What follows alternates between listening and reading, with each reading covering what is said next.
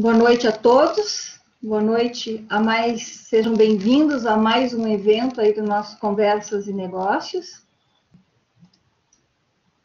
Hoje, com a palestra sobre atualização monetária nos processos trabalhistas, com o professor Paulo Ricardo Abreu. O professor Paulo Ricardo, ele é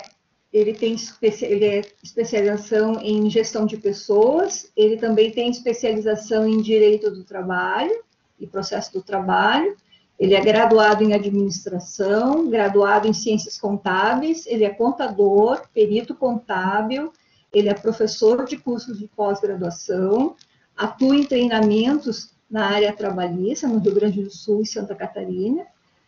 No pós-graduação, inclusive, ele atua no MBA que eu coordeno, na Faculdade Monteiro Lobato, o MBA em Perícia Trabalhista, é o único que tem no Rio Grande do Sul, São Paulo ainda não tem, o pessoal de São Paulo até estava me solicitando esse projeto, mas como eu elaboro os projetos com exclusividade, este está sendo oferecido na Monteiro Lobato. Quem fala com vocês, Magda Brasil. Agradeço novamente, então, a presença de todos aí, um número bastante elevado de inscritos, nós tivemos aí em torno de 167 inscrições, Paulo. Bastante. Muito bom, sinal que o tema gerou curiosidade. O professor Paulo, gente, ele é expert em perícia previdenciária, não só na área trabalhista. Inclusive, nós temos alguns cursos com ele na área previdenciária, um curso que se chama Especialista em Perícia Previdenciária, são 3 módulos, é um curso muito interessante que prepara desde a parte legal quanto a parte prática também, o assistente, o judicial, enfim, perícia previdenciária. E quem participa deste evento também obterá desconto. Até este curso vai acontecer o primeiro módulo agora em abril. Já convido a todos aí para participar, né? E também convido para participarem aí do nosso pós de perícia trabalhista. E fiquem ligados aí, gente, na agenda de cursos da MB Cursos, que nós temos não só cursos, mas esses eventos também, que eu procuro sempre nas inscrições fazer essas pesquisas, ver quais os temas que o pessoal está solicitando, vou convidando o pessoal de ponta, principalmente convidando os professores que atuam nos pós que eu coordeno, para que vocês possam conhecer e verificar o quanto que eles têm conhecimento aí na área. Estou ainda para abrir um canal ali no YouTube, que eu também vou disponibilizar essas palestras. Quem estiver online, tá, gente, receberá o certificado de participação. Não tem pontuação, mas vão receber o certificado de participação deste evento. Só tem que ficar online. E também, fora isso, também vocês vão receber desconto diferenciado, enfim, nessas outras atividades. Deixem, por favor, o áudio de vocês inativo durante o evento, certo? O professor, não sei se ele vai durante ou lá no final, vai abrir para questionamentos, e aí vocês podem perguntar para ele. Rosângela, tu acionaste o teu áudio, tu levantaste a mão, quer acionar o teu áudio e fazer alguma pergunta, Rosângela? Não, era só desculpa, eu estou me familiarizando. Tá, então tá. Então, deixem, assim, levantar a mão quando tiverem um questionamento, conforme o professor, então, ele vai agora apresentar. Paulo, tudo contigo, Paulo? Tá bom, obrigadão. Está sempre à nossa disposição, né? Que bom. Tá certo. Tô sempre tentando ajudar todo mundo. Boa noite a todos, então. Conseguem me ouvir direitinho? Esse é um ponto importante sempre. Conseguem me ouvir? Podem responder aí o irmão. Sim, ouvindo. O áudio tá bom. Beleza, tá ótimo, então. Perfeito. Aí, obrigado pela resposta importante para saber se está todo mundo conseguindo ouvir direitinho. Bom, não vou ficar só na fala, né? Vamos dar uma mostradinha que daí a gente acaba utilizando o audiovisual, né? A parte visual, e vamos também falar um pouquinho. Deixa eu carregar aqui para mim, que eu já estou passando para vocês. Mundo.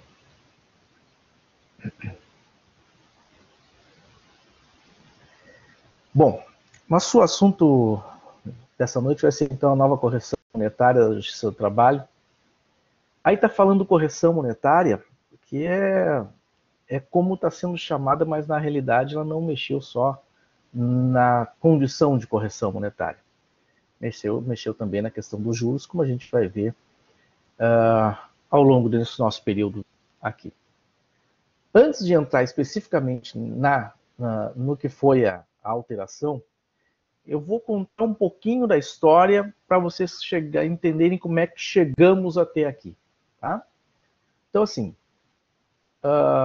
passados os anos, durante anos e muitos anos, nós tivemos o FADT, o Fator de Atualização dos Débitos Trabalhistas, FADT.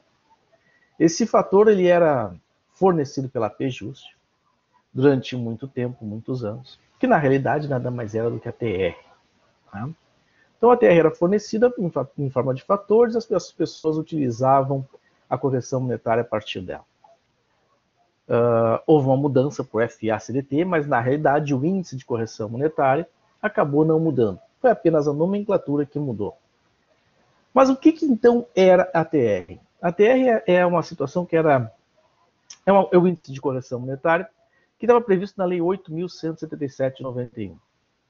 Então, ela é que nos dava os parâmetros para o cálculo da correção monetária e não somente disso, dos juros também. Podem ver que lá no artigo 39, ele vai nos dizer que a correção monetária era para a TRD, como era chamada à época, que na realidade nada mais é do que a mesma TR, tá? Compreendido entre a data do vencimento até a data do efetivo pagamento. Então, correção monetária estava definido, TR, maravilhosamente, durante muitos anos isso aconteceu. E ainda no parágrafo 1º, dizia que os juros de 1% ao mês a contratos do ajuizamento da reclamatória e aplicados por ratadio. E aqui um alerta importante, tá? Onde fala de correção monetária na CLT e onde fala desses juros dessa maneira, como está escrito no artigo, é somente na Lei 8.177 de 91. A CLT, com a nova redação que veio posterior, ela fala de 1%, mas ela não necessariamente fala nesse sentido aqui. Mas a gente vai conhecendo essa história um pouquinho mais a gente. Tivemos então a TR. A partir de determinado momento, um determinado juiz aqui do Rio Grande do Sul resolveu questionar essa situação. Porque a TR estava tendo valores, ela já foi interessante no passado, ela era a que remunerava a poupança, por exemplo, mas chegou um dado momento que a inflação começou a tomar conta demais. E o valor dos créditos começaram a cair demais, em relação à própria inflação. Então ele começou a fazer alguns cálculos, estabelecer regrinhas, e aquilo foi um boom. Ele às vezes queria que fosse NPC, às vezes IGPM, IPCA, IPCAE, e fazia cálculos diversos com planilhazinhas mostrando no seu despacho para apresentação de cálculo qual era o critério que naquele momento ele queria que fosse aplicado. Foi uma revolução naquele momento, uma situação completamente atípica de uma vara fazendo isso, e daqui a pouco as coisas foram acrescentando mais pessoas, mais adeptos, e a situação foi realmente pensada, mas realmente tem sentido, a TR está perdendo valor, a inflação está maior, e as coisas começaram a ser discutidas. Até que a gente começou a imaginar e perceber que era o INPC o melhor índice que repunha a inflação naquele momento. Surge então a nossa OJ, o nosso tribunal acabou criando a OJ 49, que veio então dizer que era para ser atualizado para o INPC. Nós estamos falando de 2013. Passado esse nosso novo período, nós passamos por uma mudança de entendimento. O INPC também não era o índice que melhor demonstrava a inflação. A gente tinha que repor essa inflação para não sofrer muito, então vamos botar o IPCAE desde 2009. Surge então a OJ1 transitória que nós tínhamos no nosso tribunal. Não passou por aí. Durante uns anos ela funcionou, daqui a pouco não para mesmo e segue as discussões. Para lá e para cá, acabaram definindo a TR como índice de correção monetária, olha só, volta a ela depois de um tempo. e o IPCAE a partir de 26 de março de 2015. Essas discussões surgiram e foram levando, e até que as empresas não queriam que fosse TR, porque a Lei 8.177/91 assim determinava. Esse era o critério. E a aplicação de juros de 1%. Está ali a regra. Para que mudar? Eu atuo não somente aqui no Rio Grande do Sul, também atuo em Santa Catarina e em alguns estados mais para cima também, com a variação para o Nordeste. Lá, nós tínhamos essa regra da TR até agora, a reforma trabalhista, até 2017. Depois houve algumas mudanças em alguns lugares. Alguns lugares. De resto, aplicava-se essa regra aqui. A 8.177, TR mais 1% ao mês. E assim foram as discussões de correção monetária aqui, até chegar ao TST. Bom, mas o que aconteceu? Isso começou a tomar proporções maiores, saiu de fora do Rio Grande do Sul, alguns outros tribunais também começaram a adotar, e isso levou, então, a uma certa tentativa das empresas de brigarem. Não, olha só, vamos parar com esse negócio, temos que ter a TR, e aí se discutiu a constitucionalidade ou não dela. Bom, quando a gente entrou na disputa para saber qual era o índice melhor, ficou então um parâmetro meio ao ar. Se tinha a questão da Constituição. E aí mais advogados trabalhistas de reclamante continuavam, olha, aqui não tem amparo, começaram a buscar informação, a trabalhar com a ideia de que não tinha, que ela não era efetivamente um índice de correção e que também, além de não repor, ela também não poderia ser constitucional. Tudo bem, assim seguimos. Aí até que chegou ali em 26/8/2020, teve o julgamento da inconstitucionalidade da TR, mas como não havia uma definição do melhor índice de correção monetária, se presumiu que naquele momento que, olha, vamos fazer o cálculo pela TR, porque ela é incontroversa, já que é um valor que resultará menor, provavelmente, porque não se sabia qual era o índice. E o STF resolveu, não, olha só, vamos calcular TR mais 1% ao mês, senão a gente vai ficar parado nos processos sobrestados, ou seja, paradinhos lá, aguardando a correção. Vocês querem seguir a execução? Sigam a execução, mas aí sigam com TR mais 1%. Vocês querem esperar a definição do melhor índice? Então, esperem a definição desse índice e aí o processo fica parado. Mas, por exemplo, que as pessoas precisam de dinheiro. E os processos seguiram dessa maneira. Alguns juízes determinavam que, para seguir a execução, deveria ser feita a retificação da conta e suspendiam, então, permitiam que o processo seguisse. Alguns suspenderam depois a execução de fato, outros deixaram sobrestado. Olha, vai receber aqui o teu dinheiro desse valor da TR e no futuro, se o índice for melhor, que todo mundo tinha então em mente, que era o IPCAE que iria tomar essa vaga da TR. Somente isso, porque o IPCAE nós já tivemos antes em 2009, né, em função da OJ 49, desculpa, da OJ 1 transitória. Depois, com a alteração da jurisprudência, nós tivemos em março de 15 para frente, e agora se esperava que fosse o IPCAE. De alguma maneira ele foi, né? Então, a gente aguardava a definição do índice. Até chegar, então, o dia 18/12/2020, que eu imagino que quem trabalha na pista estava chegando no dia para descansar maravilhosamente, até que começam as discussões, as novidades. Olha o que aconteceu no final do dia 18.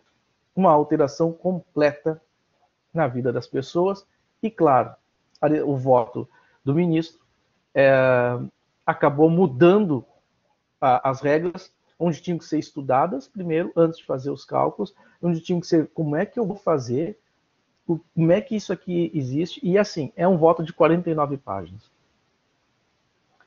Se vocês lerem na primeira vez, vocês vão ver uma coisa, se vocês lerem na segunda, vão enxergar outra coisa adicional, olharem na terceira, talvez entrem em dúvida com algumas coisas que já pensaram antes. Enfim, essa situação foi se agravando. E as pessoas começando a se confundir, teses absurdas surgiam. Então, era importante que se lesse o voto. E eu digo para vocês, que não tiveram oportunidade, é 49 páginas. Ah, é muita coisa, tem muita parte técnica. Tem muita parte técnica. Mas é importante ler, e digo mais de uma vez. Eu ouvi de um desembargador que ele leu 12 vezes o voto. Então, para que vocês tenham a noção do quanto o voto possui de informação, em quantas coisas o voto fala, mas não fala, ele não é claro, ele falta alguns parâmetros e ele deixa dúvida, sim, para algumas coisas. Tá? Então, o que o voto, ao seu final, ao seu dispositivo, mencionou? O que o ministro Gilmar Mendes acabou falando? Ele julgou parcialmente procedentes as ações diretas de inconstitucionalidade e as ações declaratórias de constitucionalidade, a ADC 58. Essa que foi julgada, tá? Quando ele julgou a ADIM, a ação de inconstitucionalidade, ele se referia àquela lá de agosto. Nesse momento, ele estava falando da ADC 58. Então, ele juntou as informações de uma e de outra para dizer, olha só, estamos julgando tudo isso aqui. Tá? Então, ele diz que para conferir, então, o que ele julgou? Para conferir a Constituição, o artigo 879, que é aquele que nós tivemos alteração com a reforma, onde determinava que fosse observada a ATR como índice de correção, e ali também o 899, parágrafo 2º, da lei também, da lei da reforma.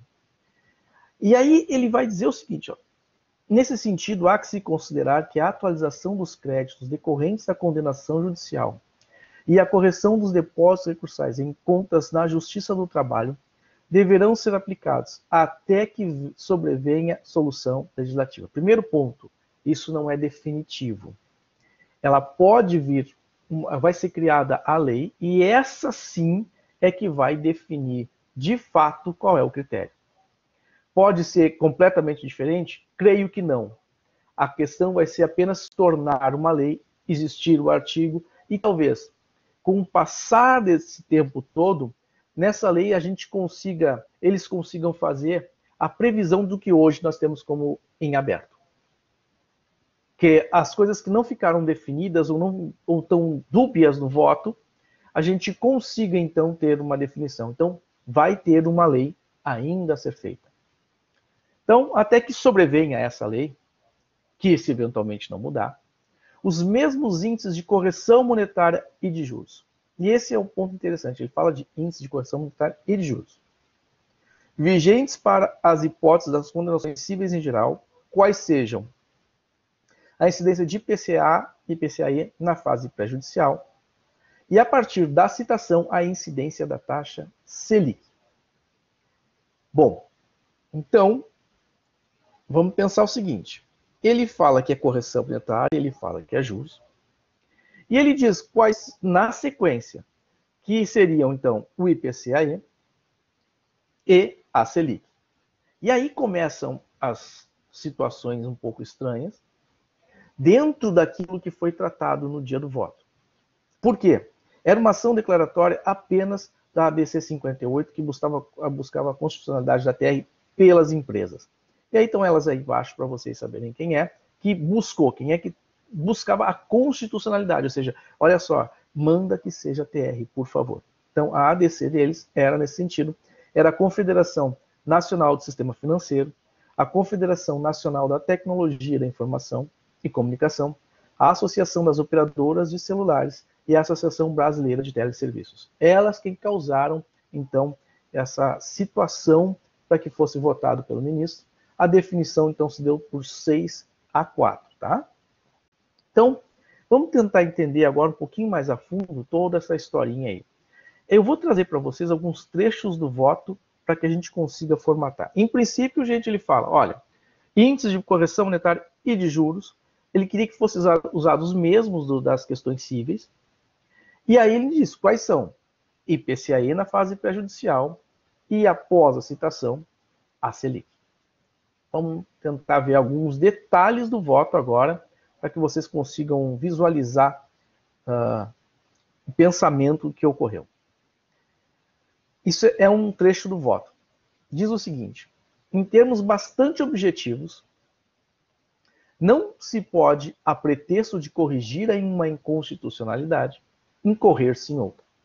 Valendo-se da técnica da interpretação conforme a Constituição, a proposta que trago à colação é a de que, uma vez afastada a validade da TR, seja utilizado na Justiça do Trabalho o mesmo critério de juros e correção monetária utilizado nas ações cíveis em geral. Bom, então ele está dizendo que ele vai tratar, não é só de correção monetária, como todo mundo imaginava. Ele vai tratar de juros também. Ele sabia que tinha questão lá atrás. De correção, que era isso, até porque foi ele mesmo, o mesmo ministro Gilmar Mendes, que definiu em agosto que seria para utilizar a TR mais os juros de 1%. Se vocês analisarem naquele momento e verificarem como ele votou na época, havia uma divergência em qual seria o índice entre todos os que votaram. Cada um praticamente ofereceu um modo de cálculo. Mas ele já tinha dito que ele defendia IPCA mais Selic. Lá atrás. Ele já tinha dado a sua condição, a seu pensamento inicial, mas como não tinha definido nada, vamos fazer com TR mais 1% até chegarmos a analisar essa situação. Agora ele está dizendo, olha só, eu vou analisar juros e correção pelo mesmo critério das condenações cíveis em geral. Ele quis tornar tudo o mesmo critério para todos. Então vamos lá, olha o que ele diz. Atualmente, a taxa de juros moratória que se refere o referido dispositivo, que é ali do Código Civil, a taxa referencial do sistema, que é a Selic, tá? Do sistema, especial de liquidação e custódia, por ser ela, incide como juros moratórios dos tributos federais, e aí ele vai citar quais são os tributos. Então, o que ele diz? Olha, atualmente a taxa de juros moratórios a que se refere o dispositivo é a taxa Selic. Então, o que ele está nos dizendo? Que ele vai interpretar toda a Selic daqui para frente como juros. Tá? Mas não para por aí. Vamos tentando entender todo esse rolo que ele faz. Vamos para o próximo slide. Então, ele diz que vai tratar, que vai reconhecer essa condição como juros. Ele, dentro do seu arrazoado, ele faz um cálculo. Analisem o cálculo comigo.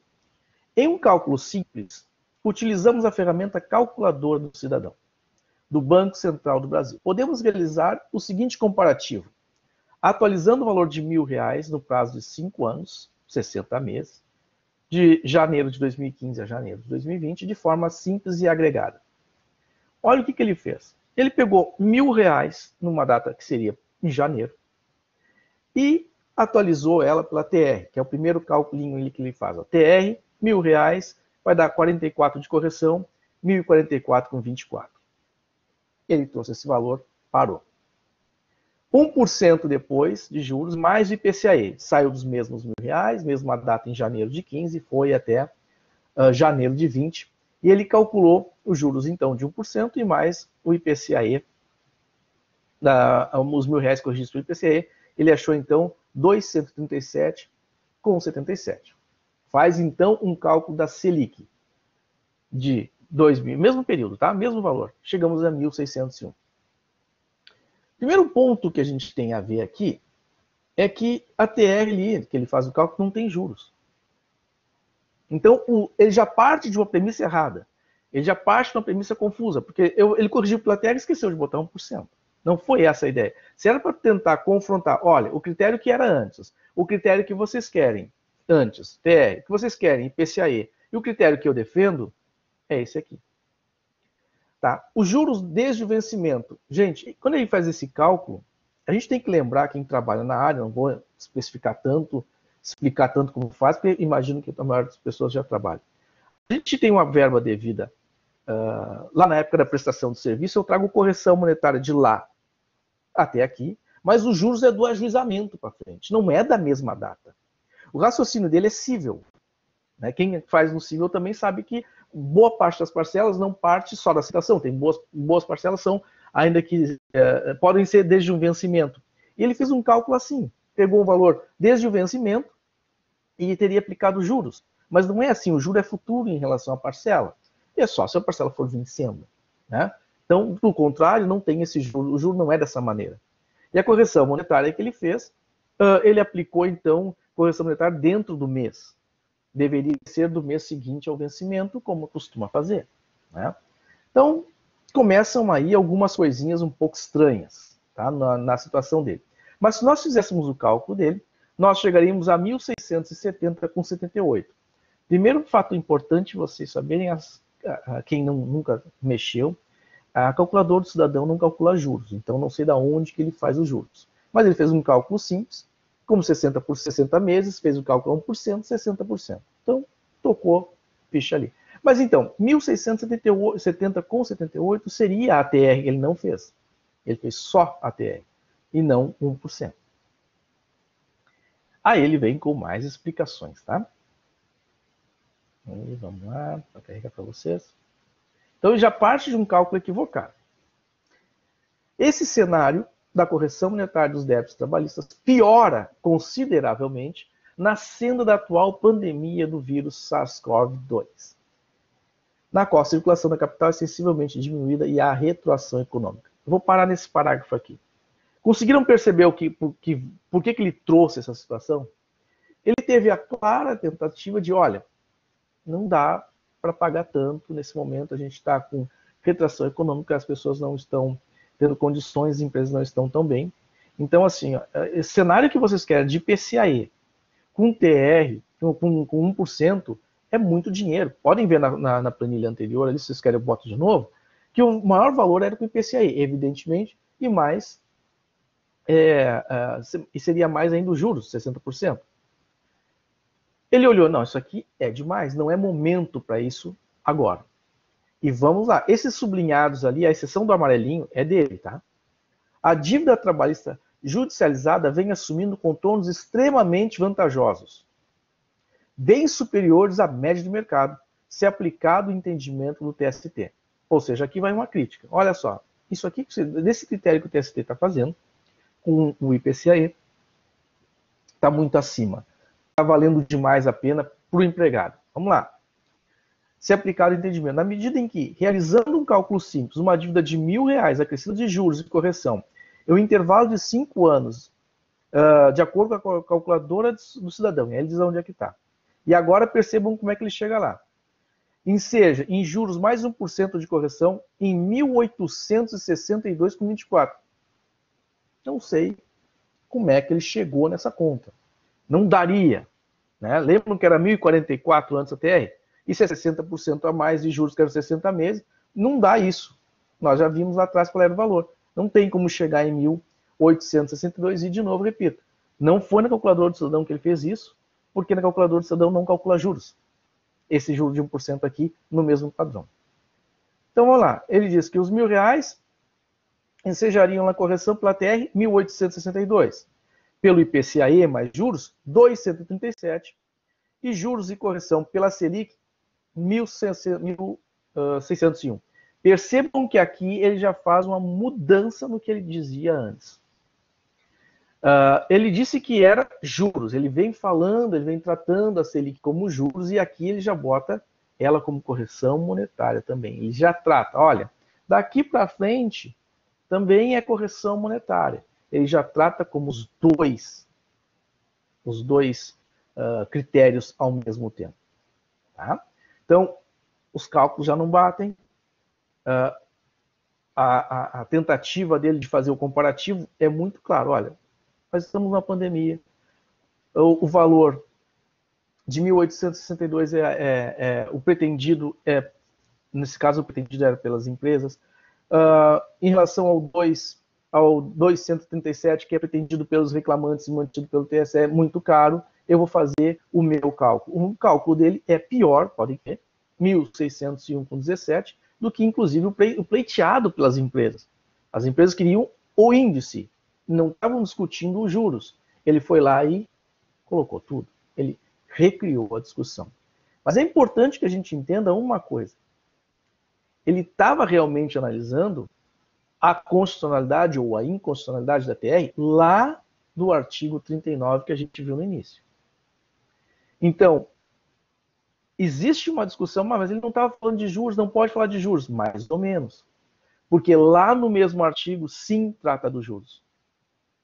Então, sim a possibilidade de não ter embargos declaratórios para ele simplesmente que existe essa tese, tá? De que os embargos declaratórios, ele vai se dar conta de que nunca foi discutido a inconstitucionalidade disso, dos juros, que era somente discutido a TR. E ele vai, e o entendimento é de que a DC era toda aquela composição, a composição da atualização monetária. E aí, nesse caso, quando eu falo de atualização monetária, eu não estou falando só da correção. Tornar tudo mais atual, tá? Ou seja, vai os juros mais a correção juntas. Vamos seguindo para entender ainda mais um trechinho do voto dele. Além disso, entendo que devemos realizar apelo ao legislador para que corrija futuramente a questão, equalizando os juros e a correção monetária aos padrões de mercado e, quanto aos efeitos pretéritos, determinarmos a aplicação da taxa Selic em substituição da TR e aos juros legais. E aqui ele vai lá e acaba juntando os dois mais uma vez, para calibrar de forma adequada, razoável e proporcional a consequência desse julgamento. Então, assim, não houve o trânsito em julgado ainda. Essa informação que eu trago para vocês. O que aconteceu? Esse voto foi publicado, mas não publicado para fins de lei. Foi divulgado, vou dizer assim, lá no dia 18/12. Todo mundo ficou sabendo. Mas a publicação da ata, que é, vamos dizer assim, o momento em que vale o voto, em que ele vai, vamos dizer assim, agora está valendo a brincadeira, antes de publicação, tá? A ata foi publicada no dia 11/2 agora, não faz muito tempo, 11 de fevereiro. Então, a partir dali é que ele começou a dizer, bom, agora eu tenho algum amparo. E tem embargos declaratórios protocolados no dia 19, dentro do prazo legal. No dia 19 de fevereiro, entrou-se com embargos declaratórios. Preciso dizer para vocês que tenho procurado muito o teor dos embargos e não consigo achar. Tá? Então, o que eu sei de boatos, porque realmente é assim que a gente está conseguindo entender tudo que está acontecendo em relação ao ED, aos embargos declaratórios, é de que, primeiro ponto, a questão da contagem dos juros, que a gente já vai entender. A contagem dos juros, afinal, lá nós tínhamos a contagem dos juros do ajuizamento. Agora ele vai lá e me diz que é da citação. E como é que fica esse período do ajuizamento até a citação? Tem juros? Não tem juros? Os juros não é discutido. Vai se manter os juros ou os juros realmente estão linkados? E por contas do que se a gente vê dentro dos fundamentos do que ele menciona, ele está muito claro para mim que ele quis sim botar os juros. E imagino que trazendo essa informação para vocês, consigam chegar à mesma conclusão que eu, que ele sim teve a intenção de colocar Selic como correção e juros caminhando juntos. Bom, a gente já vai entender os elementos mais adiante, mas eu gostaria de trazer para vocês aqui, olha só, um despacho que eu vi esta semana. Eu vi. Aí. Uma juíza daqui de Porto Alegre, não vou dizer a vara, tá? Ela definiu o seguinte na hora de fazer o cálculo. Os juros serão contados à taxa de 1% ao mês a partir do ajuizamento, exceto quando se tratar de ente público, quando a taxa incidente é de 0,5% ao mês, e o montante de juros deverá constar destacadamente do principal e incidirão apenas, e aí o detalhe, por isso ela negritou, em apenas enquanto houver a ocorrência da atualização dos créditos trabalhistas pelo IPCA na fase pré-judicial. No período em que houver incidência da taxa Selic, e aí ela grifa juros e correção, não ocorrerá a incidência de juros moratórios autônomos na forma do período anterior. Então, a gente já vai entender aqui, vou passar para os elementos e aí eu vou linkar com o despacho dela. Já cliquei, está aparecendo para vocês. Então, o que ficou definido lá? No primeiro slide que eu mostrei do trecho, tá? Ao final, ele só diz o seguinte, que é IPCAE na fase pré-judicial, Selic a partir da citação. Então, o que é a fase pré-judicial, para quem ainda não está muito familiarizado com essa situação? Desde a prestação do serviço, vai ser o período desde a prestação do serviço, até o ajuizamento da ação é a fase pré-judicial. Esse é o termo bonitinho e tal, é a fase pré-judicial. Mas o que acontece? Essa é a fase, vamos dizer assim, prevista na lei. Tá bom? É o termo técnico bonitinho dentro do processo do trabalho, o processo civil. Mas o que ele trouxe? Ele nos trouxe que era até a citação. Então fica uma lacuna de correção. Por isso que até hoje está se usando como fase pré-judicial não somente o período até o ajuizamento, mas sim até a citação. Então, fase pré-judicial que está se adotando é na seguinte medida: desde a época em que deve a parcela até o momento em que nós tivemos a citação da empresa. A citação da empresa é o momento em que ela não é aquela citação lá para a execução final, né? Você tem cálculo homologado, agora vamos citar a empresa para fazer o pagamento. Não. A citação é para dizer, é quando ela chega a cartinha amorosa para ela, cheia de amor, dizendo: ó, o Joãozinho te botou na justiça, tal dia tem a tua audiência, tá aqui a inicial para ver o que ele pediu, tá aqui o valor da causa, então compareça à audiência nessa data. Então essa vai ser a citação. A data em que a empresa recebe essa citação é o momento em que a gente deve considerar como marco inicial para a Selic. Até então, se utiliza IPCAE. Mas, Paulo, como é que eu vou saber quando ela recebeu a carta? Pois é. Antigamente, o correio mandava AR, tá? Primeiro a gente fazia um processo físico, né?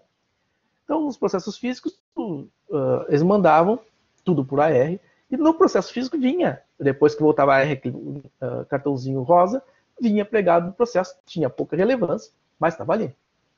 Hoje nós estamos no eletrônico, não tem mais essa informação. Mas por que a gente não tem mais informação? Porque os Correios também já não mais têm esse serviço de voltar o envelopezinho rosinha. Ele não volta mais, então a gente já não sabe mais qual é o momento. O que acontece então? Está se utilizando a regra da súmula 16 do TST, que prevê que imagina, que presume, vamos dizer assim, que a notificação que está, a notificação vocês vão ter nos autos, tá? Vai estar lá, é bem notificação inicial mesmo que vai estar escrito ali. Vai estar dentro do arquivo, vai estar uma cartinha bem pequenininha, que não é exatamente a que iria para eles, mas enfim, uma cartinha dizendo que tem audiência e que deve comparecer. Aquela notificação. Tem uma data da notificação. Está se utilizando, então, a súmula 16 para considerar 48 dias dali. Então, hoje é 31 de 3, nós vamos considerar a citação como dia 2. Tá? Então, passa as 48 horas, dali, então, seria a citação. De lá, da prestação de serviço até aqui, tocamos IPCAE, daqui, dos 48 horas posteriores, a gente faz a Selic. E já vamos tentar entender um pouquinho mais disso. O IPCAE, gente, o IPCAE, a primeira coisa que a gente tem que tentar entender é que ela foi criada em 91. Dezembro de 91. Bom, vou explicar e depois eu conto uma historinha para vocês. Em dezembro de 91.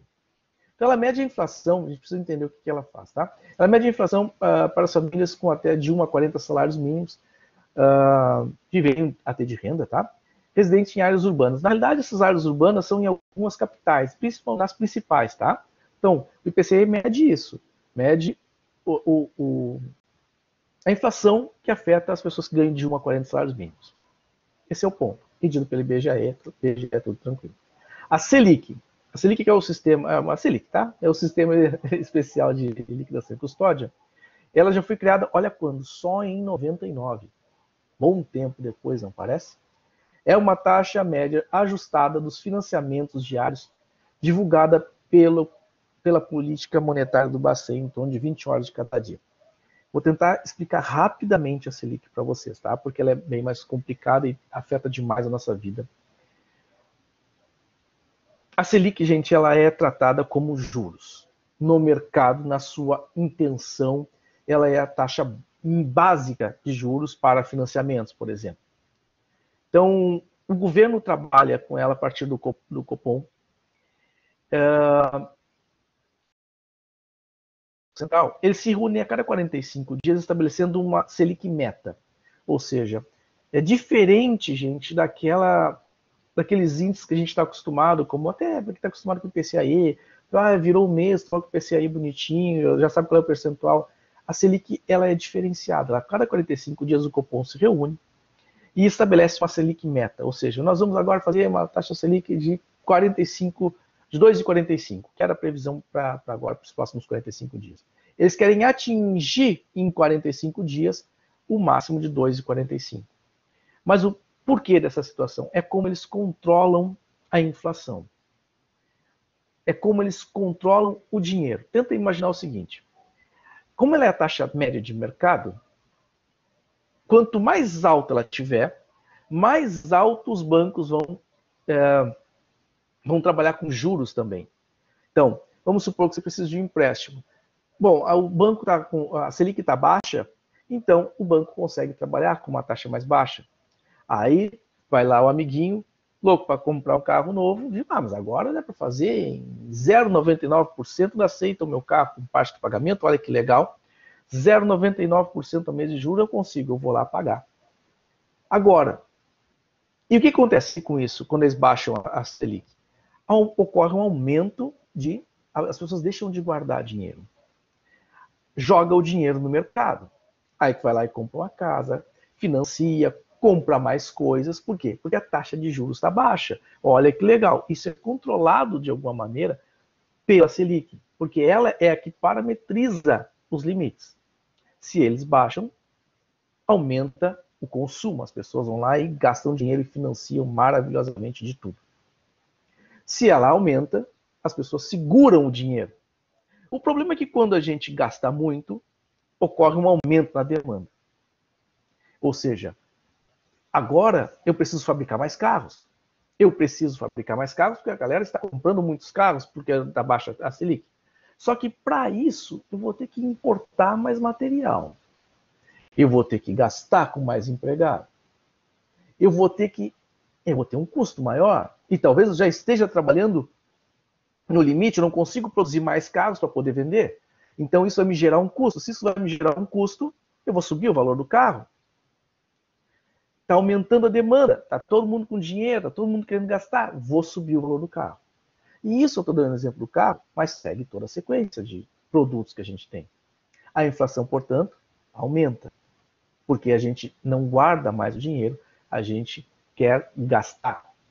As próprias empresas acabam comprando mais material, porque também para elas o financiamento é mais barato. E aí, com isso, aumenta a inflação substancialmente. Eles controlam a inflação subindo um dos controles da inflação, subindo a Selic, que as pessoas seguram o dinheiro e conseguem, ao segurar o dinheiro, não tem mais um monte de gente comprando carro. Então eu não vou mais subir o preço do meu carro zero, que antes valia 90 mil, agora eu posso fazer promoção. Olha só, aceite o 100% da FIP no seu carro. Ou seja, ele já aumentou, ele fazia 80. O carro agora já sai mais barato. Ele está baixando o preço do carro dele de maneira indireta. Daqui a pouco ele vai te dizer que, olha, você vai pagar só o ano que vem. Ou seja, ele vai perder com a desvalorização da moeda nesse espaço de tempo. Mas ele está, ao mesmo tempo, baixando o custo do carro. Para evitar que agora eu fique com esse carro parado. Porque carro parado, por exemplo, é custo. Então, se eu for lá e aumento a Selic, as pessoas pedem menos empréstimo, as pessoas aplicam mais o dinheiro a seu bel prazer e segura baixando os preços. Mas claro que isso é só uma parte dessa brincadeira toda. O governo queria, então, que se tivesse dinheiro na rua, não ficasse guardado o dinheiro, que o dinheiro fosse a quem fosse, para as empresas, e as empresas de alguma maneira nos devolvem de alguma outra forma. Então, essa é a taxa Selic, ela é a controladora. E lembrem, isso é só um fator. Tem os próprios fatores de desvalorização, inflações que se pegam, por exemplo, por alteração de preços externos, que nos afetam aqui. E aí, claro, a inflação também tem outros elementos que mexem nela. Mas a Selic é um ponto principal. Então, baixou a Selic, aumenta o consumo, aumenta a inflação. E quando eles baixam a Selic, evidentemente as pessoas não ficam com dinheiro. Elas querem gastar. Com isso tem mais circulação de dinheiro. havendo uma circulação de dinheiro, tem mais o quê? Impostos. Além dos impostos, tem mais empresas com melhores condições financeiras. Então, a gente tem que entender qual era a estratégia do governo naquele momento. Vale lembrar que a gente já vai ver agora no quadro a seguir, o que aconteceu com a Selic. Daí eu vou conseguir ilustrar melhor.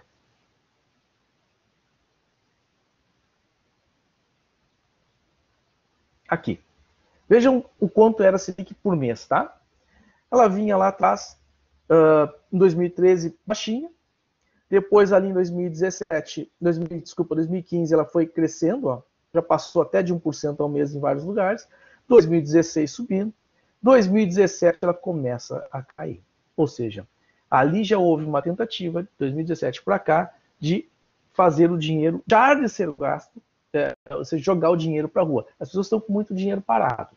Esse dinheiro parado não dá legal. Vamos fazer eles gastarem. Baixamos a taxa, baixa os financiamentos e facilita para quem também está ruim de dinheiro tirar o dito empréstimo. Ou seja, essa toda é a jornada que tem a Selic.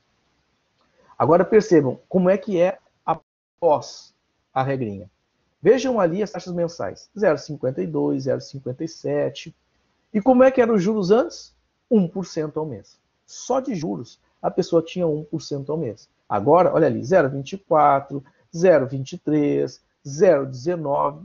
Ou seja, é sabido que quando fosse aplicado a Selic, efetivamente ia baixar o valor das contas. Então, essa é a razão pelo qual houve sim uma intenção de baixar o valor, além de tudo que ele já falou no voto, né? De todos os motivos, que ele achava um belo de um negócio, deixar o dinheiro, fazer uma ação, estava dando mais dinheiro da forma que o TST utilizava. Então, essa aí vocês conseguem verificar o quanto foi impactante considerar. Lembrando, Selic correção e 1%. Antes nós tínhamos correção pelo IPCA, por exemplo, e mais 1%. Agora não tem nada desse 1%, é só essa correção aí que nós temos. Então, vamos ver o próximo slide. Conseguiram entender a história da Selic? Então, ela é meta quando se fala, a Selic é 2%, a Selic vai ser 2,45%. Essa é a Selic meta. Ou seja, é quanto em 45 dias o banco, no máximo, ela seja atingida. Ela pode ser atingida até aquilo lá. E assim, a Selic, rapidamente, a Selic ela vai variando ao longo do dia. Ela é diária. Então, às 20 horas eles divulgam, ó, a Selic do dia hoje foi tanto. E é assim, por isso que ela tem meta. É ao final, mas hoje teve variação. Então, à medida que as coisas vão acontecendo, vai sendo divulgado às 20 horas, e aí vai tudo para o Copom analisar ao final de 45 dias. Então é bem diferente, gente, daqueles juros que a gente utilizava de 1% fixo e esquece o mundo, e também da própria correção monetária, como o IPCA, como o TR, que a gente utiliza, que a gente já sabe de IPCA como é que funciona. O IPCA vai lá, as pessoas de 1 a 40 salários mínimos sofrem o seu mês, passam por ele com a inflação, o IBGE vai lá, olha, vamos ver o que aconteceu no mês passado, vamos ver o que aconteceu com os preços, tá, a taxa média foi 1%, 2,5%, por exemplo. Então, o IPCA de fevereiro é 2,5%. Não é, tá, gente? É só um número aleatório. 2,5%. Tá aqui. Bonitinho. É diferente como funciona com a Selic. A Selic tem variação diária, por hora. Ela tem uma flutuação muito grande e toda uma transmissão de valores posteriores bem. Então, quando você fala de 2%, a Selic agora é 2%. Não é a Selic agora é 2%. A Selic tem meta de 2%. Ela pode não chegar a 2% ou passar de 2%. Tá? É só meta. Então, correção monetária, como é que fica com a definição dele? Desde o vencimento da parcela até a citação. Então, eu dei um exemplo aqui, eu botei só para trazer mesmo, para não ficar somente nas falas. Hora extra prestada de janeiro de 2019, elas vão ser corrigidas então a partir de fevereiro, ou seja, desde o vencimento dela no mês seguinte, pelo IPCA até a data da citação. Vamos supor aqui que seja 15/1 de 2020. E depois nós temos correção monetária e juros pela Selic, que é assim que vai ser chamada, que ela é não só juros, ela é correção, e aí percebam onde é que é. A Selic é uma taxa de juros, mas está sendo tratada no voto como correção junto, a partir da citação até a data, então, da apresentação dos cálculos de 15/1 de 2020 até, vamos supor, até agora. Tá? Importante dizer para vocês que, embora a gente tenha uma Selic meta, a Selic não é lá futura. E nós não vamos ter, por exemplo, quem trabalha com o sistema do PJ Cálculo, que não vai ter essa variação diária. Vocês não vão poder jogar o cálculo muito para frente, porque ele não é como era a TR. A TR ela era pré-fixada. Eu sabia agora em março quanto ela ia ser no mês seguinte. Ela é pré-fixada. O IPCAE é pós-fixado. Eu tenho que passar o mês para saber o seu percentual. A Selic segue a mesma ideia, só que com a variação diária, que é ainda pior. O IPCA é acumulado de maneira composta, então, né? A gente vai fazer a composição de um sobre o outro. E a Selic são a soma dos índices, tá? Ela trabalha diferente. Vai somando os índices um para o outro e ela também é pós-fixada, tá? A Selic meta só que é pré-fixada. Esse índice aqui vai ser pós-fixado. Ele vai ser, como é que eu vou dizer? A gente vai poder só calcular depois que já tem o índice daquele momento, daquele mês.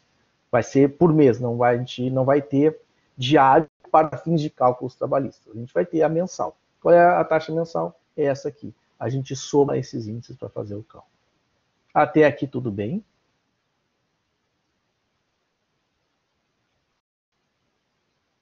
Estou falando rápido demais. Tudo bem. Obrigado. Diga, Bruno, queria perguntar alguma coisa? Professor, uma questão. Se a Selic ela não é um índice de correção, e sim juros, aí a gente não cai naquela questão de calcular juros sobre juros quando a gente vai fazer os cálculos trabalhistas? Vamos falar disso aí. Vamos falar. Não, a gente não vai cair nesse detalhe, mas vai ser a sequência dos assuntos agora. Vamos falar disso aí sim. Porque esse é uma questão complicada. Próximo item aqui, então. Ô, Paulo, eu tenho uma dúvida. Posso falar? Pode. Tatiano? Isso, tudo bom, Paulo? Tudo bem, cara? Tudo jóia. Ô, Paulo, assim, sobre a Selic, tá? Se tu for olhar no voto dele, ele comparou a calculadora do cidadão, certo? Sim. A calculadora do cidadão, ela acumula a Selic de forma composta, não simples. Sim, exatamente. Isso. Então, na verdade, a Selic que é divulgada pelo Banco Central, se tu buscar ela no Banco Central, ela é um índice que tem que ser feito de forma composta. Senão, ela não vai bater nem com índice meta, nem com a coisa. Porque o que é a Selic? A Selic é a base da remuneração dos títulos públicos federais na Câmara de Liquidação e Custódia. Por isso que o governo tem uma meta que diz, não, eu vou pagar só 2,5%, mas não quer dizer que o mercado vai aceitar aquela meta. Por isso ela Exato. Sim, exatamente. Isso que acontece na flutuação dela. Então, assim, uma das discussões que está surgindo é assim, se eu usar o PJI Calcs, ele está acumulando a Selic de forma simples. Ponto. Exatamente. Perfeito.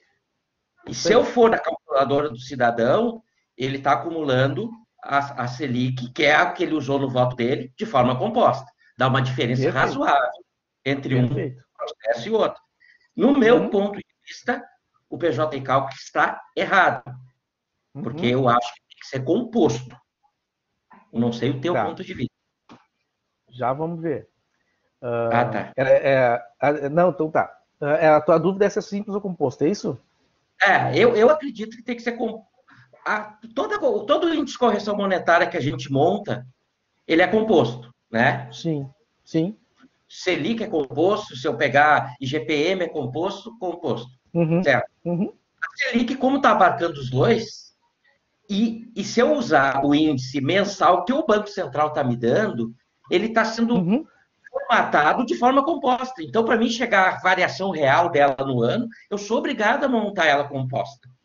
Por isso que eu acho que o PJI está errado, porque é uma questão de matemática financeira, senão não vai bater. Concordo. Eu concordo. Tá. O grande detalhe que eu vi sobre essa matéria é porque, assim, eu vi que ele fez simples, porque eu fiz a mesma simulação que tu fez. sobre por que ele está Sim. fazendo simples. Vou atrás dessa informação. Porque para mim o índice é composto. Senão, como tu mesmo disse, eu nunca vou chegar nos 2,5 que ele está previsto. Porque eu vou somar e não vai fechar nunca. Aí eu fui atrás de informações. O argumento é o seguinte, tá? De quem defende que ela tem que ser simples. O que acontece no cível? Lembra como é que é os juros de poupança no cível? É simples. Exatamente. Sim. Lá a gente não pode usar o composto. E aí é o entendimento de que se ele quer comparar condenação cível, ele vai utilizar a soma. E por isso que no PJE estão somando e não estão compondo, não estão faltando uma sobre a outra. Então ele fundamentou... Eles estão utilizando o raciocínio... Não, ele não diz que é simples. No voto não diz. No voto não, e ele fundamentou o voto dele na ferramenta errada. Ele quis tornar tudo igual. Quando ele bota que ele quer fazer igual às condenações gerais cíveis, ele está dizendo, ó, é para ser esse critério aqui. Mas aí ele vai lá e bota a Selic, que na realidade nem é o grande índice que a gente utiliza no ciclo, né? Sim. Não, mas é verdade. Nem se usa direto. Nem é usual aquele artigo que ele usou. Não é usual. Não, e eu digo que ele usou a ferramenta errada porque ele defende a calculadora do cidadão. Então, eu como reclamante, vou usar a calculadora do cidadão. Ponto. No cálculo dele, ele faz o cálculo com a Selic na calculadora do cidadão. Eu até agora, conversando contigo, não me ocorreu de repente botar no cálculo. Não vai dar diferença. No PJE. No PJE botar no PJE vai dar diferente. O valor. Pode botar as mesmas datas que vai dar diferente já. Ele calcula simples. Ele calcula então, o argumento das pessoas que defendem que é simples é no seguinte sentido. Se é para ser nas mesmas condições gerais o juro, aí toma-se o juro da poupança, e o juro da poupança nos processos possíveis ele é simples, ele não é composto. E aí então utilizaria-se o mesmo pensamento técnico para fazer, mesmo pensamento matemático, usa o mesmo critério. Certo? Mas aí eu... Certo. Só que aí eu tinha que usar a meta, outra tabela, não a do Banco Central. Técnica. Exato. Sim, tecnicamente sim. O Banco Central. Sim, porque ela está com uma base 365, não tem como. Uma base 365 composta. Então, a tabela tem que ser outra. Isso aí vai dar muito bom para um. Sim, tá. Então tá, garoto. Tá, só isso. Tá? Obrigado. Não, tranquilo. Vamos seguindo, então. Vamos seguir. Aplicabilidade, gente. Então, no que a gente vai aplicar, quando vai aplicar? A decisão passa a ser vinculante, então, a partir da decisão do plenário. Ou seja, não precisa publicação de acórdão ou mesmo dos embargos declaratórios. Isso é importante que vocês saibam, que os juízes lá não vai ter jeito de o TST pensar diferente, eles vão querer fazer diferente aqui, de uma vara pensar diferente do tribunal, aqui não, aqui eles têm que acatar. Tá? Quando vem do STF, não tem conversa. Eles podem pensar 1001 coisa, mas vão ter que acatar. Lembrem lá daquele despacho que eu falei. A questão da juíza ter feito, olha, botou IPCAE até a fase pré-judicial, até a citação, e aí Selic posterior, e ela queria que colocasse juros do ajuizamento até a citação, que leva ali, depende um pouquinho, às vezes é 2, 3 dias, às vezes são 7, 8, para sair aquela notificação, a cartinha, tá? Então, ali teriam juros, assim, na pior das hipóteses, quando muito vai chegar a 1%. Aquilo ali vai dar pano para manga. Por quê? Não tem aquela previsão legal. Porque foi analisado exatamente o artigo 39, dentre outras coisas, o artigo 39 que analisou os juros de 1%. Então, ele não tem mais esse amparo de calcular juros de 1% de 1% desde o ajuizamento. A gente tem um artigo da CLT que fala lá, não vai falar dos embargos da execução, ele menciona que tem juros de 1%, mas ele não diz que é do ajuizamento. Porque lá ele está falando de outra coisa, num outro contexto dos embargos da execução. Não é exatamente isso. Então, aquilo ali é um tipo de despacho que vai dar briga. Tá? Inclusive, a maior parte dos juízes daqui que eu vi discordam completamente daquele critério que ela utilizou. Mas é daqui, é Porto Alegre, e aí a gente tem que estar atento que tem que ler o despacho ali. Então, os juízes devem fazer essa alteração de ofício, ou seja, não quero saber, tem que ir lá a qualquer momento, tá? Então, foi lá, o reclamante apresentou, o reclamado impugnou, os dois fizeram com o critério anterior, tudo bem, não teve alteração lá em 18/12, agora o cálculo nem chegou para notificar o reclamante para se manifestar. Antes da impugnação, eu já vou mandar, ó, reclamada e reclamante, retifiquem as contas e aí vamos seguir a briga. Então tem que retificar, eles são obrigados a mexer e seguir a execução. Não podem rediscutir. Então, quando é que não vamos rediscutir essa situação? Quando feito o pagamento judicial ou extrajudicial, inclusive depósito judicial pelo critério anterior, que a gente pode chamar de IPCAE ou TR. No caso do pagamento parcial da dívida pelos critérios anteriores, também não podem ser discutidos. Isso aqui é importante que se entenda, que algumas pessoas estão fazendo um pouquinho de confusão nessa interpretação. Tá? Porque ele diz lá no voto que os pagamentos, eles, se feitos com IPCAE mais 1%, TR mais 1%, eles por si só já são um objeto consolidado. Então, esse direito consolidado que ele se refere é o valor pago. Tá? Então, assim, tentem imaginar que vocês estão discutindo a conta, liberamos um valor incontroverso. O valor da empresa era, sei lá, TR mais 1%. E aí, houve a determinação para que a gente retifique a conta pelo critério anterior. Pela Selic, agora. Pelo critério anterior não, pelo critério atual. Pela Selic. Vamos lá, fazemos a Selic e descobrimos que a conta deu 100 mil, que a gente pagou, e agora a conta vira 90 mil. O que ele está dizendo? Em relação aos pagamentos anteriores, aos pagamentos realizados no judicial, isso aqui não cabe à discussão. Ou seja, ele está dizendo, o reclamante não tem que pagar os 10 mil de diferença. A empresa não tem que cobrar o valor que pagou a maior, porque isso aqui é um critério já definido. Ele já está pronto, ele já está concluído. É nesse sentido. O que está pago pelo critério anterior, fica no critério anterior. Não dá para mudar. Então, nesse caso, o que importa é se no final a pessoa, vou devolver então o dinheiro? Não vai devolver. Se antes eu tinha uma diferença de 50%, com o critério novo virou só 20%, bom, em relação ao que pagou, é assim que vai funcionar. Tá? Então, é em relação àquele pagamento. Se não, tentem imaginar, se a gente fosse fazer um cálculo hoje, já teve alterações e tal, e aí vai lá e bate o cálculo com o Selic. E aí o nosso com o Selic deu muito próximo agora. Mas o nosso dá menos do que foi pago lá para o reclamante. O que eu vou fazer? Eu vou cobrar o do reclamante. É esse que eles não querem que ocorra. Que não haja um descompasso. Que agora muitas empresas não vão querer cobrar dos empregados a diferença de correção. Não, porque aquilo lá foi pago por aquele critério e aquele critério hoje não pode ser mais discutido. Tá?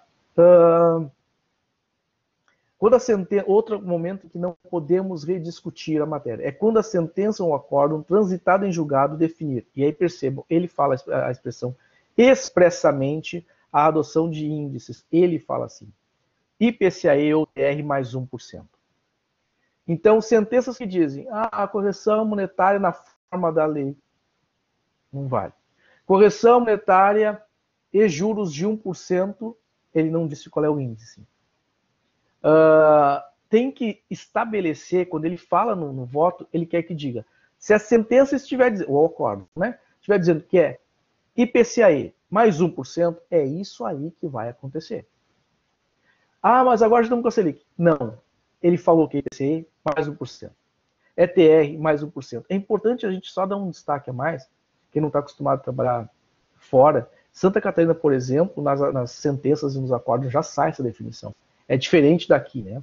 Aqui, normalmente, eles pegam e dizem, não, a gente vê isso, critérios de cálculo na fase de liquidação, o melhor momento, no máximo botam juros e correção na forma da lei. Esse juros e correção na forma da lei não é reconhecido pelo voto como sendo válido, porque ele tem que expressar qual é o índice. Ele diz que tem que ser expressamente a adoção dos índices IPCAE ou TR mais 1%.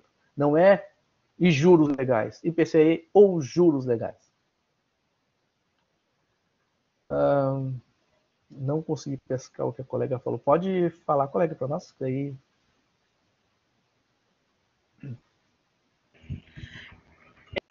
Eu peguei um caso que fala assim, que a correção monetária de juros serão aplicados com base na legislação vigente e entendimentos prolatados pelas cortes superiores.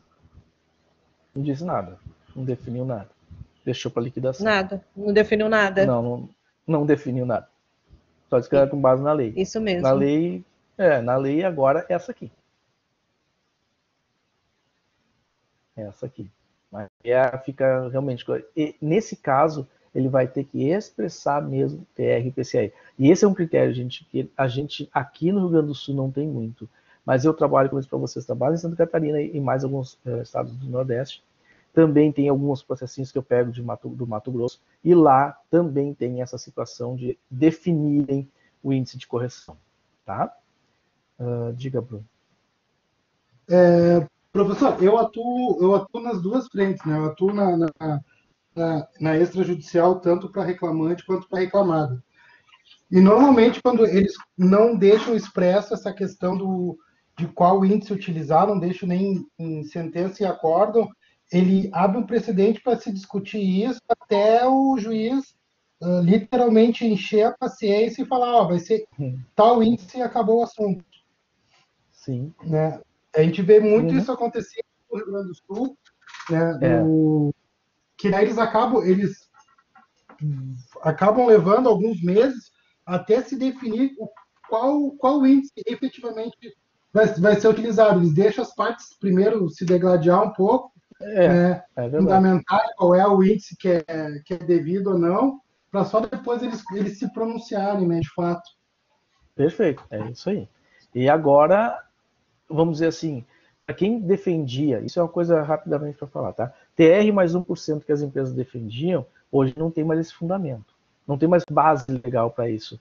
Porque foi analisado, se a gente verificar lá atrás, o artigo 879 da CLT, que é onde fala da TR. Ou seja, tudo ele analisou.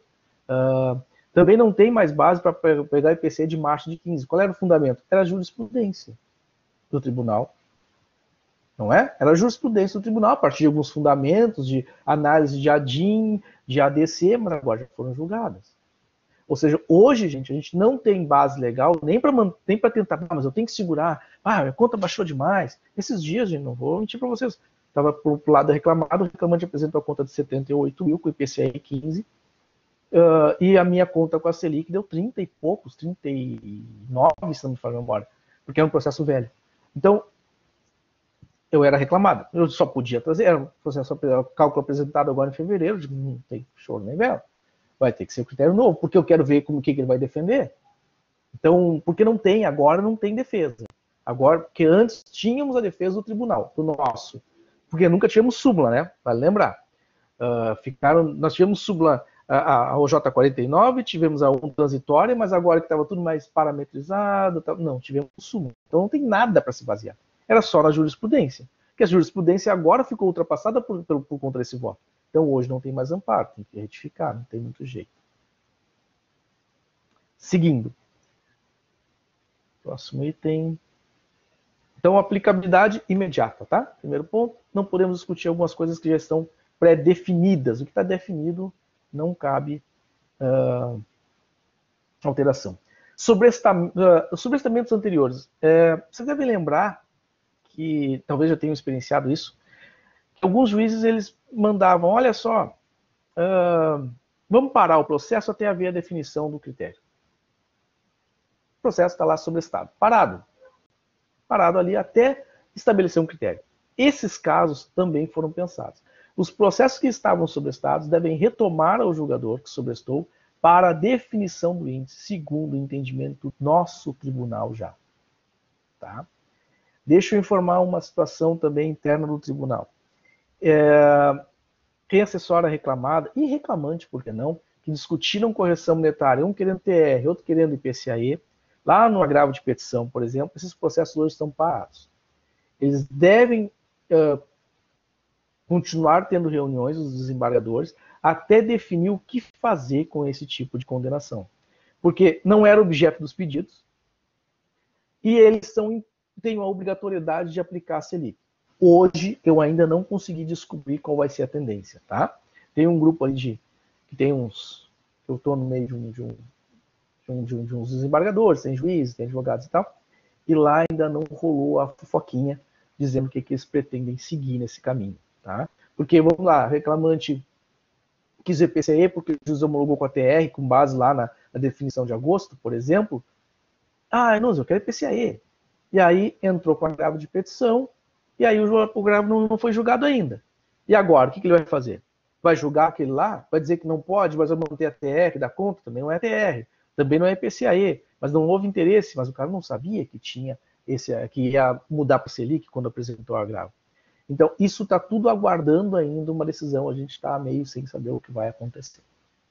Então, os processos que estavam parados, sobrestados antes, dizendo vamos esperar o índice, esses aí agora, os juízes têm que botar eles de novo para o trabalho e mandar agora. Já tem a definição do índice. Vai lá e bota IPCAE até a citação e dali em diante utilizem a Selic.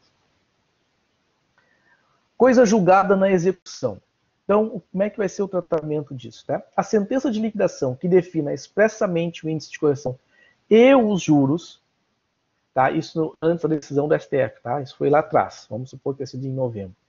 Tem efeito de coisa julgada se não houve discussão dela, mesmo que por outros índices, tá? Então, vamos supor que teve um embargo de execução em novembro.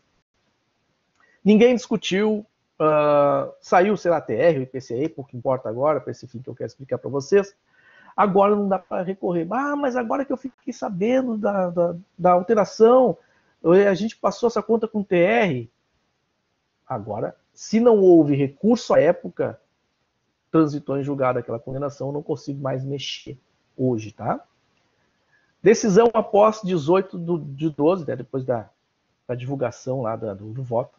A tendência de as sentenças de embargos e agravos de petição, seja de quem for a parte que discute, apliquem um novo critério de correção, mesmo que o pedido seja outro, em especial quando houve ressalva do juiz para pedir diferenças de correção monetária em momento futuro.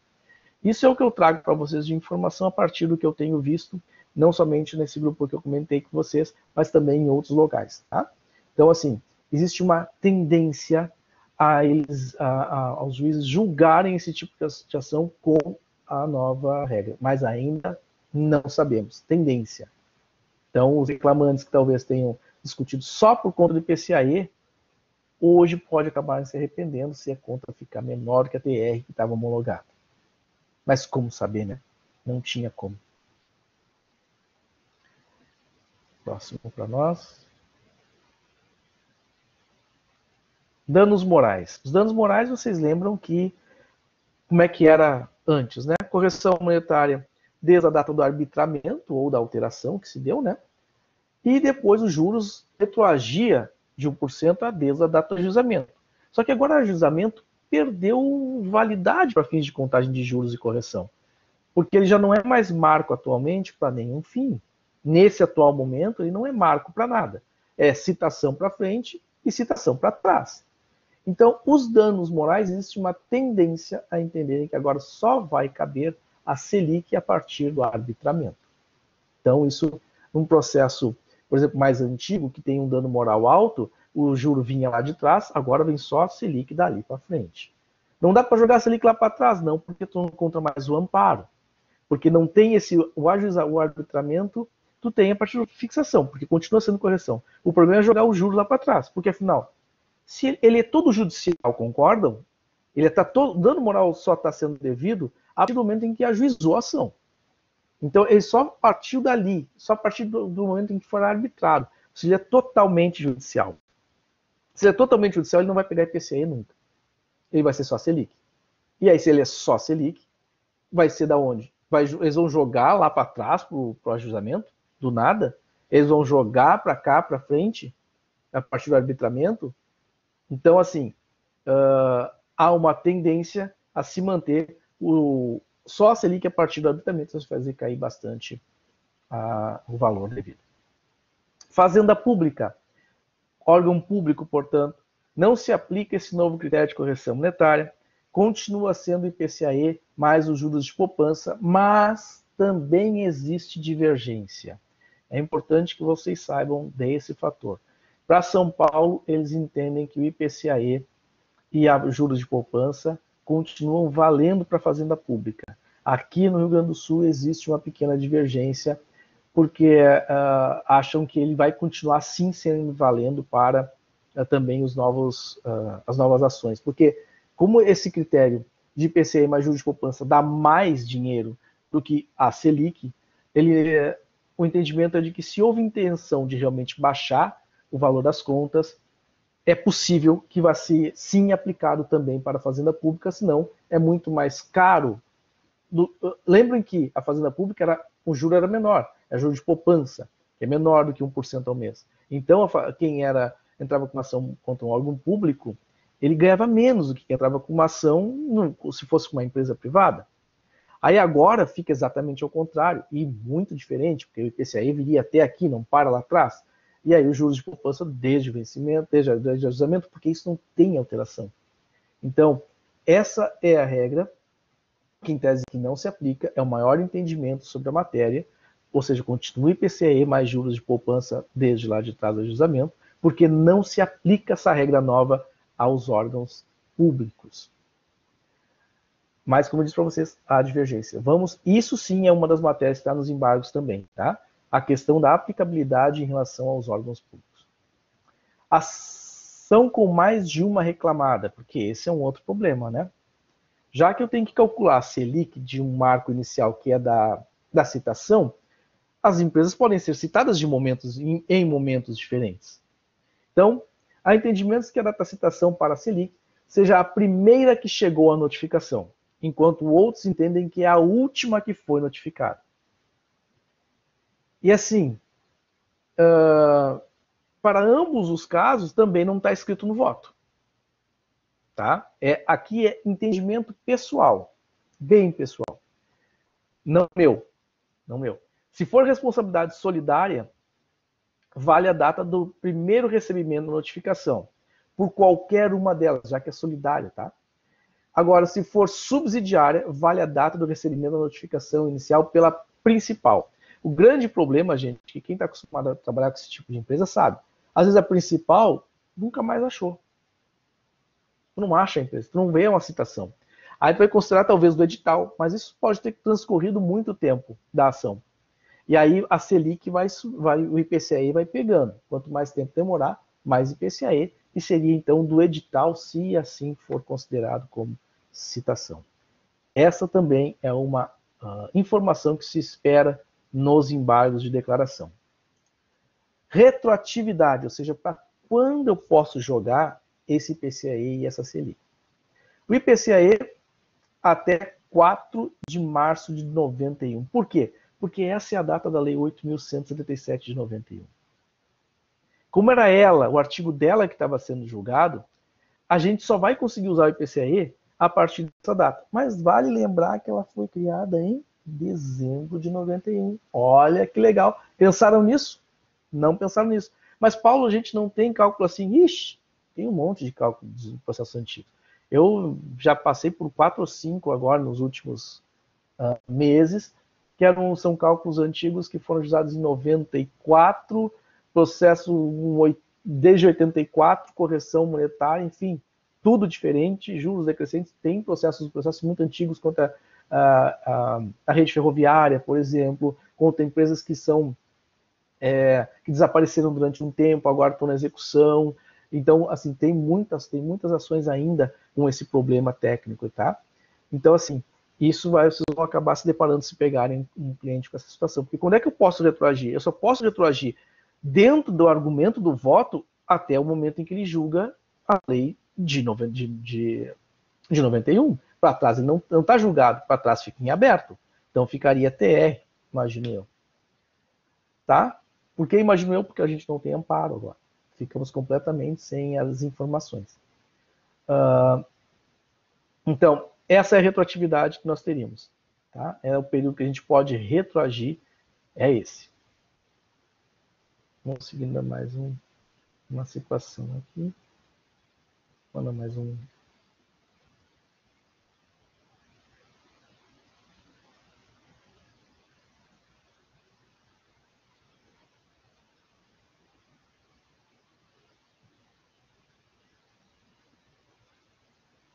Tá indo. Tá lentinho, mas tá indo. Aí vocês conseguem acompanhar. Eu consigo até ver daqui, mas vocês leiam junto para poder entender o que está acontecendo.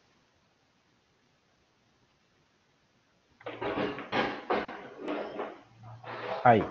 Sentença líquida, tá? Então, Paulo, saiu uma sentença líquida, o que eu vou fazer nessa situação? Então, quando a sentença for líquida, né, e utilizar algum dos critérios anteriores de correção, e esse é o ponto, gente, não for alterada no mérito, os índices não poderão ser alterados na execução.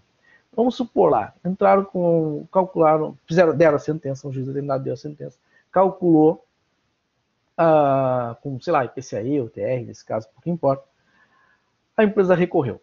Mas não recorreu do índice de correção, porque era o índice que estava vigorando, está tudo certo, e discutiu o que foi lá. Bom, não teve alteração na conta. Ele foi, sei lá, julgou que tinha razão a sentença. Nesse momento, a sentença vai para trânsito em julgado, porque ela não sofreu alteração no mérito. Se ela tivesse sofrido alteração no mérito, era possível, então, retificar o índice de correção. Mas, nesse caso, como a sentença não mudou, aquele cálculo é parte integrante da sentença, ele sofre o efeito da coisa julgada. Portanto, segue a execução com aquele índice que tiver sido usado. Imposto de renda é uma pergunta também que existe, né? Se a Selic seria ou não tributada pelo imposto de renda. Bom, a gente tem dois tratamentos em relação à Selic, né? Vocês viram que Paulo, por favor. Colegas, desativem o áudio. Eu acho que tem... Então, Gerres, por favor, desativa teu áudio. Tem alguém que está com o áudio ligado e fica interferindo na fala do professor. Tá bem? Obrigada. Imposto de renda, né? Essa era uma questão relevante a ser pensada. Tentem imaginar aí, na cabecinha de vocês que já viram os cálculos todos, que você não está atualizando o valor devido, desde a prestação até a data citação. E depois vão passar a Selic. Se vocês tratarem a Selic como sendo índice de correção monetária, porque é uma das situações, vocês vão estar trazendo esse valor do principal, corrigindo ele, trazendo como correção, aplicando bonitinho, até aqui. E aí, pode ser que o valor tenha um valor maior e seja tributável de imposto de renda. É uma forma de pensar. Mas se vocês tratarem, ao invés de calcularem juntos e trazerem aqui como índice de correção, tratarem como juros, ou seja, um percentual fixo calculado sobre o valor, esse não seria tributável. Esse é o entendimento de algumas pessoas. Porque ele entra na qualidade de juros e juros não é tributável. O grande detalhe desse problema que entendem alguns é que, por exemplo, quem já brincou de investimento, já, por exemplo, investiu no Tesouro Selic, sabe que tu bota o dinheiro, tu empresta o dinheiro para o governo te devolve com a Selic. E exatamente esse valor que tu vai ter de acréscimo, ou seja, o valor do acréscimo gerado, gera imposto de renda lá. Ah, mas é uma aplicação. É a Selic. Então, a Selic por Selic, como juros, não é argumento dizendo que não é tributável. O problema é como se vai trazer isso para a Justiça do Trabalho, porque também nós não temos esse amparo agora, nesse atual momento, por essa regra da Receita Federal. Isso provavelmente vai ser disciplinado, porque talvez a pessoa só esteja isenta de tributação, porque a gente já sabe como fazer o cálculo, não precisa explicar por aqui, a maior parte das ações acaba dando isenção. Mas talvez se colocar os juros, poderia tributar. Então, ou tratando como correção monetária, poderia tributar.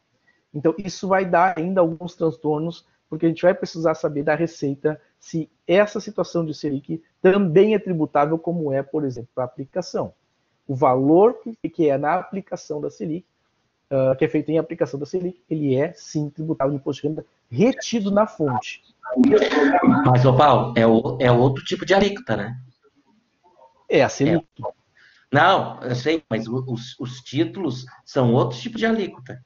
Não é a alíquota Sim. do imposto de renda da pessoa física. É a Sim, mas alíquota o argumento é que a Selic por si só, por sua natureza, pode ver ali o que eu botei, a Selic não seria tributável no imposto de renda. A Selic, ou seja, onde ela Sim. existir, ela não é tributável. Na verdade, não é bem assim. Não é por simplesmente ter esse nome que ela não é tributável. Não, não é. Mas eu entendo porque, como ela substitui juro, ganho de juro, e tinha aquela OJ que diz que juro de mora não pode ter imposto de renda. Porque, Mas aí é que tá, ela não substitui só juros, Tatiana, ela substitui também correção. Depende da forma como for tratar ela. Sim, no processo. mas o argumento dele é a TR. A TR, conforme o período, tu teria que fazer diferença. Para ser bem exato no que ele fala, eu entendo que teria que fazer diferença, porque ela engloba as duas coisas. Só que, claro, com o período que for, a TR está zero. Porque o que acontece? Tem um monte de coisa que a gente paga juro e tu recebe juro de remuneração e paga imposto de renda também, juro por juro. Tu entendeu? O próprio balanço de banco, a renda financeira é juro, é devida de juro e paga imposto de renda. Né? Então, eu acho que isso é uma coisa que vai ter que se pronunciar, tu entendeu? Mas que é bem complicado, é muito complicado. Eu acho que... Porque, na verdade... Assim, o que o PJE está fazendo? Se tu lançar lá dentro como juros, na qualidade de juros, ele tira fora. Mas se tu colocar como correção monetária, ele joga para lá, para o imposto de renda. Ele soma tudo. E eu acho ele soma tudo. Ele soma tudo. E além de diminuir o valor do reclamante, está aumentando a tributação de imposto de renda. Né? É isso que está fazendo. Exatamente. Por isso que se espera que a Receita se pronuncie, exatamente. Até porque eu acho que a Receita só vai se pronunciar depois que tivermos, pelo menos, os embargos declaratórios, no mínimo. Para esclarecer alguns pontos. Tem gente que não se ligou nisso, e outros, geralmente, quem é reclamante se ligou, né? Porque vê bastante. Claro, sim, mas que dá uma diferença brutal, dá. Mas, dá, exatamente. E se tu for no investimento, se tu aplicar em título público de 2 anos ou mais, o juro é 15%, não é 27,5%, né? Exatamente. É outra.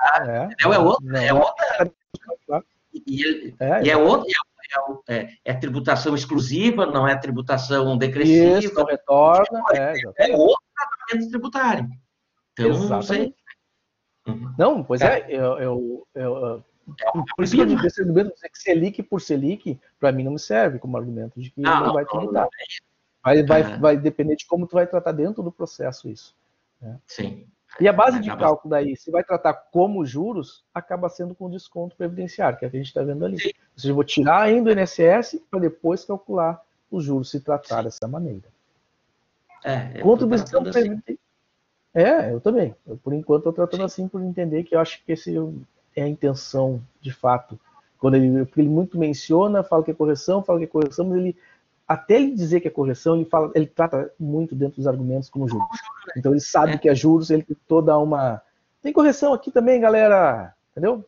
Tentou, para não dizer que ficou corretido só lá atrás. E agora você está ganhando juros, tá tudo junto aí, tá? Fica aí, um grande abraço para vocês. É que o juro era um baita negócio, essa é a verdade. Analisando friamente, é o que mais paga, a melhor aplicação hoje era isso, essa. Exato, foi essa a conclusão que eles estão, é um baita negócio fazer isso aí. O parâmetro do voto dele foi esse. Tá, obrigado, Paulo. Nada. Contribuição previdenciária, então, gente, do desconto, são deduzidos com o IPCA normal, ou seja, vai ficar ali meio, né, até a citação. Vai seguir a mesma regra que antes, tá? Não vai ter alteração específica. Mas para o recolhimento, segue a regra anterior da Selic, ou seja, quando a empresa vai recolher, ela vai calcular a Selic desde a prestação do serviço, como vocês já devem estar fazendo. Então, na realidade, não mudou muito aqui, a não ser a correção pelo IPCAE, que vai ser somente até a citação, ou seja, como vocês já estão trabalhando normalmente. Certo? Muitas coisas ainda estão para ser decididas. Vai ter ainda mais dúvidas, provavelmente. Ainda tem algumas incertezas. Tentei trazer tudo para vocês aqui do mais atualizado possível. Os tópicos mais comuns, as dúvidas mais simples, as dúvidas mais perguntadas sobre o assunto. Espero ter ajudado de alguma maneira. E boa sorte a todos nessa empreitada aí. Continuem estudando bastante. porque todos nós vamos precisar, não esqueçam de olhar o voto. Mas não adianta só ler uma, vai ter que ler um pouco mais, viu? Vai ter que ler um pouco mais. Certo? Ativa teu vídeo, por favor, Paulo. Tá ativado meu vídeo. Tá ativado o vídeo.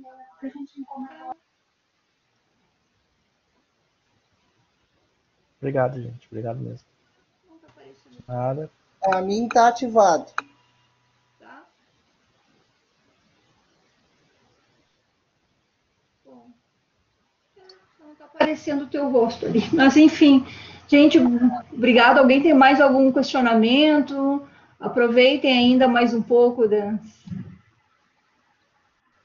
Caso não tenham, gente, eu gostaria de agradecer a todos pela presença, o professor Paulo aí, que mais uma vez, assim, apresentou com total conhecimento os temas. Coloquem isso, gente, por favor, coloquem aí no chat as observações de vocês. Podem ligar o vídeo, que eu vou tentar fazer um print aqui. E amanhã nós vamos disponibilizar os slides também. Slides e o link da palestra gravada para todos. E o certificado que vai ser enviado aí nos próximos dias para você. Paulo, para mim é que tu não está aparecendo, que estranho. O Ricardo só está aparecendo metade.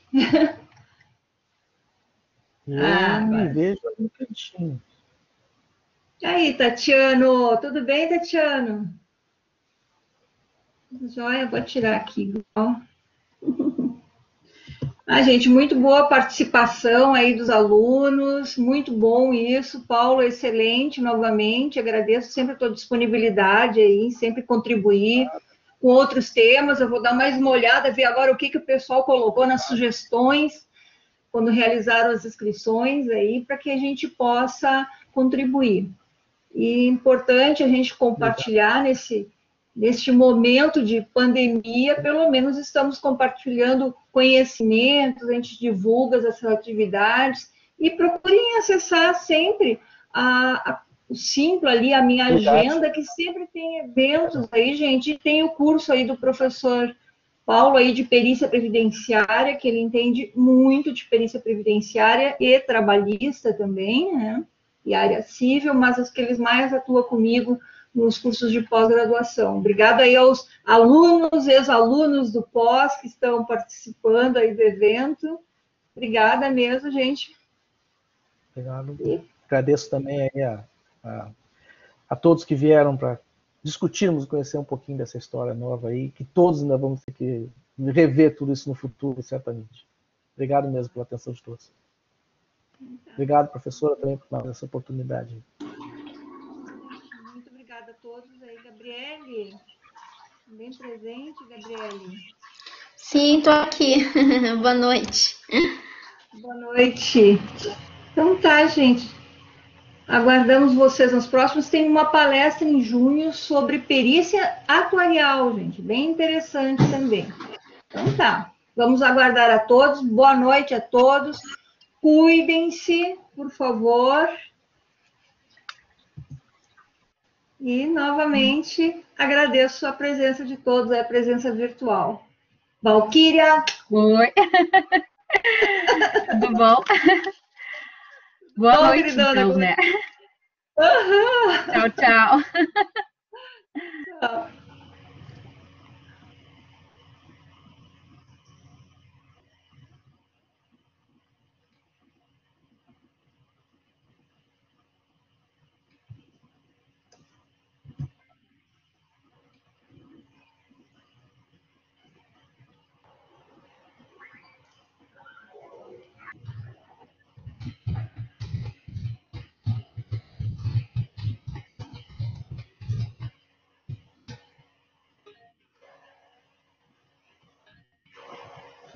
Fala, Amanda. Amanda?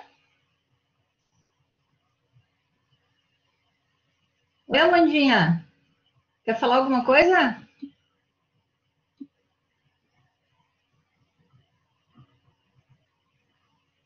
Não desliguei ainda, gente. Já dei tchau para todo mundo, mas não desliguei aqui.